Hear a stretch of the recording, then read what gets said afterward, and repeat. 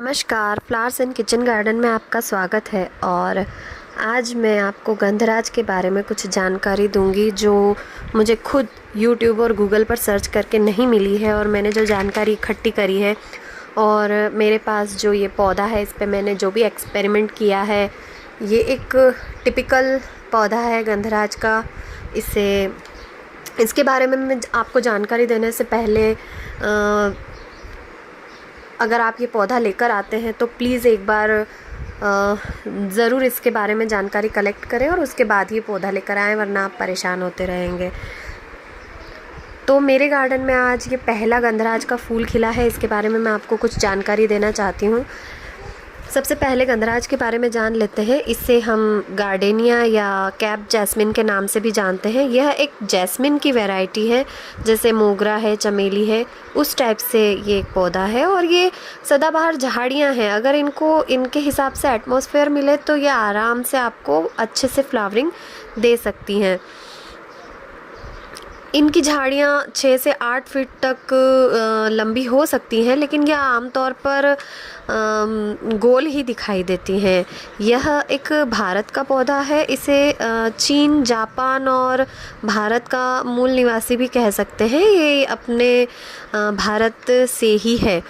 इसके पत्तों के बारे में बात करें तो इसकी पत्तियां चौड़ी और चमकदार होती हैं और बहुत ही गहरा रंग होता है इस पौधे का। तो देखकर लगता है कि इस पौधे को ज़्यादा फर्टिलाइज़र की ज़रूरत नहीं है। अब हम इसके फूल की बात करें तो इसके फूल एक फूल भी खिलता है अगर छोटा पौधा है, और अगर ज़्यादा बड़ा पौधा है तो उसके फूल एक से ज़्यादा भी एक साथ खिल सकते हैं। इसके फूल गुच्छों में भी खिल सकते हैं, और जब इसके फूल थोड़े मुरझा से जाते हैं तो हमें जब वो पुराने हो जाते हैं तो थोड़े क्रीम कलर के हो जाते हैं, लेकिन जब ये खिलते हैं तो बिल्कुल वाइट होते हैं। इसके फूल की पंखुड़ियाँ 5 से 12 नंबर में 5 से 12 पंखुड़ियाँ हो सकती हैं इसके फूल की। इसके फूलों की अलग अलग वेराइटीज़ होती, मतलब अलग अलग पौधे आते हैं जिनमें अलग अलग पंखुड़ियों वाले फ्लावर्स लगते हैं, लेकिन इसकी अधिकतर गुच्छे में जो पंखुड़ियाँ होती हैं, मतलब जिनके नंबर ज़्यादा होते हैं, वो फूल वाली हमें वैरायटी ज़्यादा मिलेगी। और इसके फूल बहुत ही खुशबूदार होते हैं और आकार में बहुत बड़े भी होते हैं। ये बहुत ही एक हार्डी प्लांट है। अगर इसे हम घर के अंदर लगाएं तो ये 18 इंच तक ही बढ़ता है, लेकिन अगर हम इसे घर के बाहर लगाएं तो यह 6 फीट तक भी जा सकता है। अगर इसके फूलों पर पानी टच कर जाता है, अगर फूल खिल जाए तो ये बात आप ज़रूर ध्यान रखें कि इसके फूलों पर पानी नहीं डालें, थोड़ा ध्यान रखें, वरना इसके फूल ख़राब होने लगते हैं, मुरझाने लगते हैं। जैसे हम सेवंती के पौधों का ध्यान रखते हैं, उसी तरीके से उसके फूलों को भी हम पानी नहीं डालते क्योंकि वो ख़राब हो जाते हैं।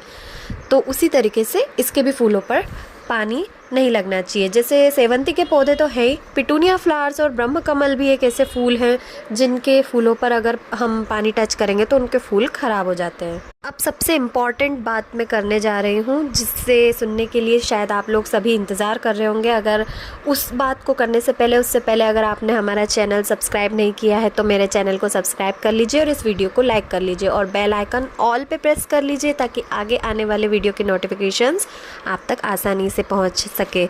और अब हम इसकी जलवायु, इसके मौसम और ये कौन से मौसम में खिलता है उसके बारे में जानकारी ले लीजिए।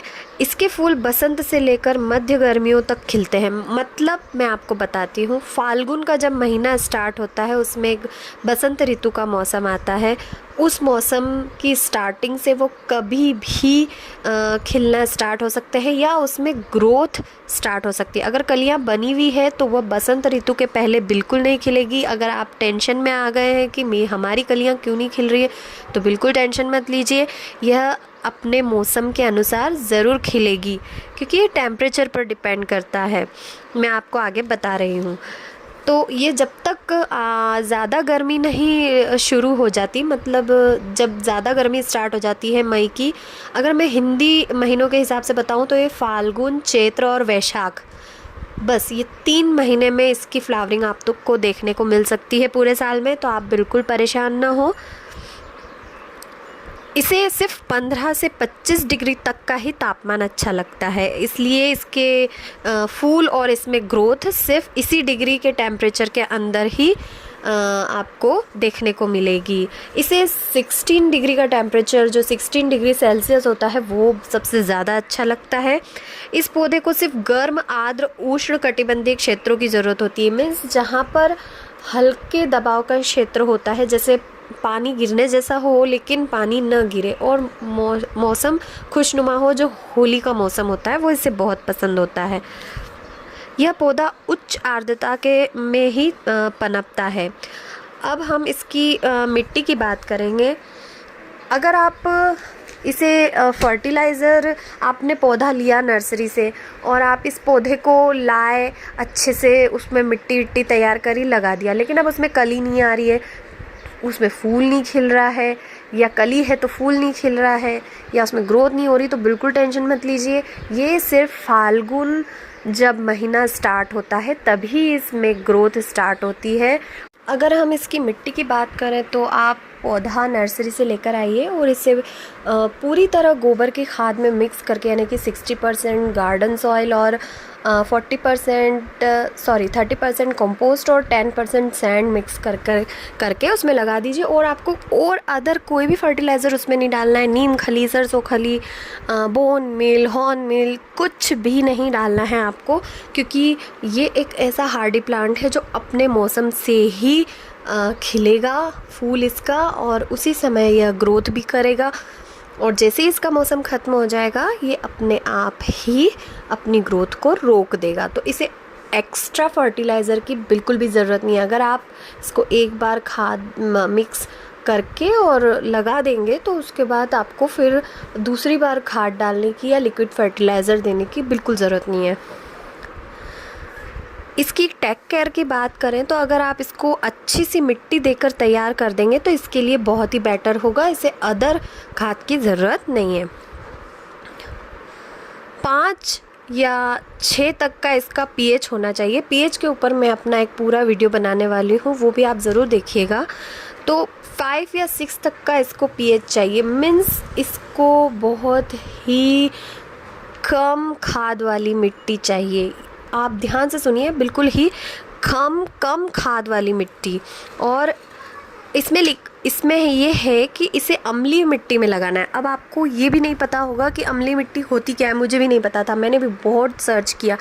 उसके बाद मुझे ये पता चला कि बहुत ही कम खाद युक्त जो मिट्टी होती है वो अम्लीय मिट्टी होती है। तो आप सिर्फ एक ही बार इसमें खाद मिक्स करके पौधा लगाइए। अब मैं एक ही बार खाद मिक्स करने की बात क्यों कर रही हूँ, क्योंकि जब हम पौधा लगाएंगे तो जब उसका पीरियड टाइम आएगा, जब उसको फ्लावरिंग या उसको ग्रोथ करनी होगी, तो वो कैसे करेगा? उसे कुछ तो खाना चाहिए रहेगा। सिर्फ पानी से तो वो ज़िंदा नहीं रह सकता, या सिर्फ मिट्टी से उसमें पोषक तत्व तो होने चाहिए। अगर हम पॉट में लगा रहे हैं, अगर आप ज़मीन में लगा रहे हैं तो आप बिना खाद के लगा दीजिए उसे, वो अपने समय से ज़रूर फ्लावरिंग करेगा, ज़रूर ग्रोथ करेगा।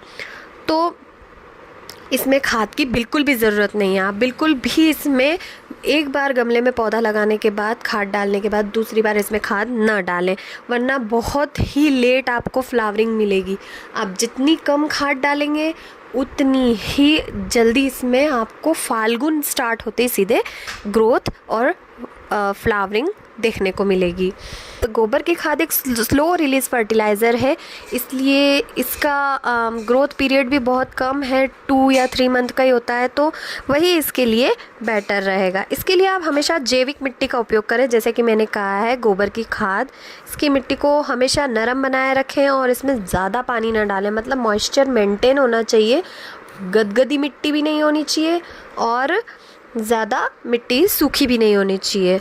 मिट्टी को आप रोज़ चेक करें और उसके ऊपर से सूखने पर 1 इंच सूखने पर सरफेस जो है होती है वो 1 इंच सूखने पर ही इसमें पानी डालें। और पौधे को लगाने के, अगर आप घर के अंदर गार्डन में लगा रहे हैं, नीचे अर्थ में मतलब ग्राउंड में लगा रहे हैं, तो आप उसके लिए सूखी मिट्टी का ही चयन करें, जहाँ पर पानी ठहरे ना, पानी आसानी से बहकर चला जाए। ज़मीन में भी इस बात का ख्याल रखें। एक चीज़ का और ख्याल रखिए, इसे हमेशा वैशाख के महीने तक हिंदी महीना जो होता है वैशाख, उस तक इसे फुल सनलाइट में रखिए। फिर आप जब ज़्यादा गर्मी मई से ज्येष्ठ महीना स्टार्ट हो जाएगा, मई से, तो आप इसे फिर हल्की छाया वाली जगह रख सकते हैं। लेकिन इसे अभी आप फुल सनलाइट में रखिए, अभी इसका मौसम है फ्लावरिंग का, और आपके भी पौधे पर सुंदर सुंदर इसी तरीके से फूल खिलेंगे। अगर आपको गंधराज के ऊपर मेरी ये जानकारी अच्छी लगी हो तो इस वीडियो को ज़रूर लाइक कीजिए और अपने दोस्तों के साथ इस जानकारी को फटाफट शेयर कीजिए, ताकि वो भी अपने गंधराज के पौधे की केयर कर सकें। और मेरे चैनल पर नए हैं तो इसे सब्सक्राइब ज़रूर करें और बेल आइकन ऑल पे प्रेस करें, ताकि आगे आने वाली वीडियो के नोटिफिकेशंस आप तक आसानी से पहुंच सके। आपका बहुत बहुत धन्यवाद।